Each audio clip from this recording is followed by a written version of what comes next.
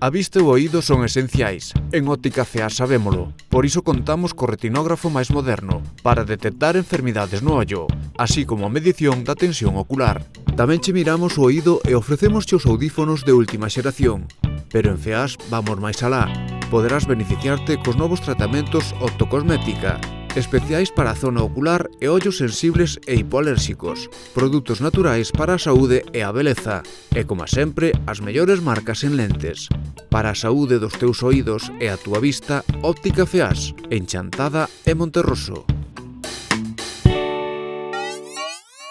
A que non foi adiante no último pleno foi a proposta do concelleiro de Porchantada de declarar o municipio libre da instalación de circos con animais. Os tres edís socialistas apoiaron esta moción, pero o Grupo de Goberno e o Partido Popular amosáronse contrarios a esta medida. O concelleiro de Porchantada, Antón Fente, explicou o senso desta iniciativa contraria á utilización de animais para espectáculos. Era unha demanda que durante a campaña nos fixeron chegar varias persoas, tanto ese tema como outro aspecto que tamén levamos en forma de pregunta, que era sobre os canís, como estaban os canís que se clausuraron no verán, e dos espacios que se puxeron para a solta de cans, que temos serias dúbidas de que se xusten á legislación vixente, entón habría que revisalos. E os canís dixosenos que había dúas obras pendentes por facer e que estarían para o ano, entón de momento siguen clausurados. E despois, en canto á moción propiamente dita de ter en Chantada circo pero sen animais, o que se nos respondeu foi que o circo que é educativo.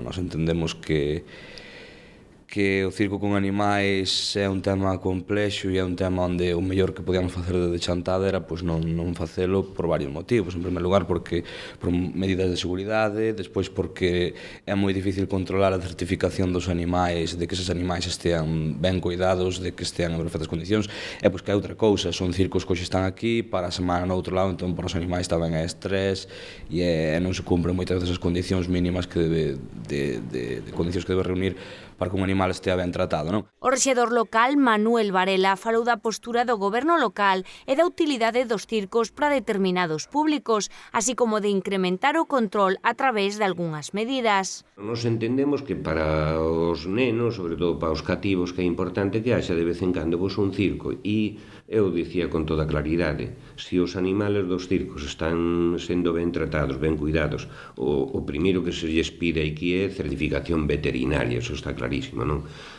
Incluso falamos outro día ali que, a pesar de traer certificación veterinaria, que teremos que determinar nunhas bases de participación na cidade con circos ou nunha ordenanza, con que meses de antelación teñen que ter a certificación veterinaria, senón acompañala con unha certificación veterinaria, con un veterinario da zona que pode nomear o Concello, facelo con arreglo, digamos, ás bases máis axeitadas e eu diría que incluso estritas, para que se vexa que os animales que están sendo ben cuidados, que están sendo ben tratados, que non hai maltrato ni moito menos, e que incluso pode ser educativo para os nenos de Chantada, non? Falábamolo desa maneira e, que co tempo e coas bases ou ordenanza que establezamos para seguir tendo circo de vez en cando, consideramos oportuno que non se cumplen as condicións axeitadas e estaríamos totalmente dispuestos a deixalo en suspenso, está claro, non? A edil socialista Raquel López incidiu especialmente na segunda parte da devandita moción. Era a elaboración dunha ordenanza sobre benestar animal que, ademais, penalice o maltrato, entendemos, e eu sempre o digo así, cada vez que me preguntan, que unha sociedade se retrata a sí mesma no trato que dá aos seus animais.